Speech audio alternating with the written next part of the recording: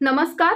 महाराष्ट्रातील हवामानात सध्या बदल झालेला असून आज सकाळपासून थंडीचा अनुभव उत्तर महाराष्ट्रातील विविध भागांमध्ये अधिक जाणवत आहे. आगामी 3 दिवसात राज्यात वादळी वारे आणि पावसाचे इशारे हवामान विभागाने दिलेत. आज उत्तर महाराष्ट्रात थंडीचा जोर वाढलेला आहे. नाशिकमध्ये तापमान 13 अंश सेल्सिअस पर्यंत घटले. धुळे, नंदुरबार, जळगाव, छत्रपती संभाजीनगर, अहिल्यानगर, पुणे, सातारा यांसारख्या उत्तर भागांमध्ये थंडी चांगलीच जाणवू लागली आहे. सोलापूर, धाराशिव, नांदेड, सांगली, कोल्हापूर अशा दक्षिणेकडील भागांमध्ये थंडीचा कमी प्रभाव आहे. कारण पूर्वेकडचे वारे या भागांमध्ये सक्रिय होत आहेत. त्यामुळे येत्या काळात या ठिकाणच्या तापमानात घट कमीच राहील अशी शक्यता आहे. रत्नागिरी आणि सिंधुदुर्गच्या किनारपट्टी भागांमध्ये तापमान थोडं अधिक आहे.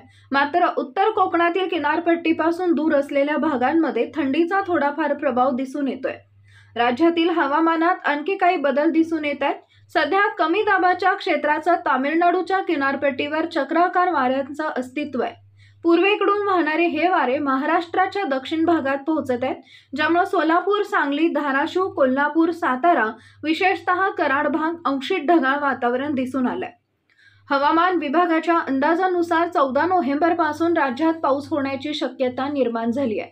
सॅटेलाइट इमेजमध्ये पावसाचे तामिळनाडूच्या काही भागात जोरदार संकेत मिळत आहेत, ज्याचा राज्यावर प्रभाव दिसू शकतो.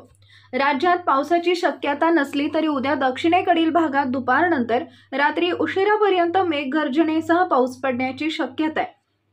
विशेषतः कोल्हापूर, सिंधुदुर्ग, बेळगाव, सांगली आणि सोलापूरच्या दक्षिणेकडील भागांमध्ये जोरदार पावसाची शक्यता वर्तवण्यात येते आहे. या भागातील तालुक्यांमध्ये वादळी वाऱ्यासह ताशी 30 ते 40 किलोमीटर वेगाने पाऊस होण्याची शक्यता आहे. रत्नागिरी, सातारा, सोलापूर, धाराशिव आणि रायगडसह पुणे, अहिल्यानगर, बीड, लातूर या भागांमध्ये स्थानिक पातळीवर ढग निर्माण झाल्यास हलका ते मध्यम पाऊस होण्याची शक्यता आहे. मात्र विशेष पावसाचा अंदाज नाही या भागांमध्ये. उत्तर महाराष्ट्रातील मुंबई, ठाणे, पालघर, नाशिक, धुळे, नंदुरबार तसेच छत्रपती संभाजीनगर, जालना, परभणी, हिंगोली, नांदेड, जळगाव आणि संपूर्ण विदर्भात पावसाचा अंदाज नाही. नवीन अपडेट मिळवण्यासाठी आता लगेच आपल्या दिशा नैसर्गिक शेती या YouTube चॅनलला सबस्क्राईब करा. धन्यवाद.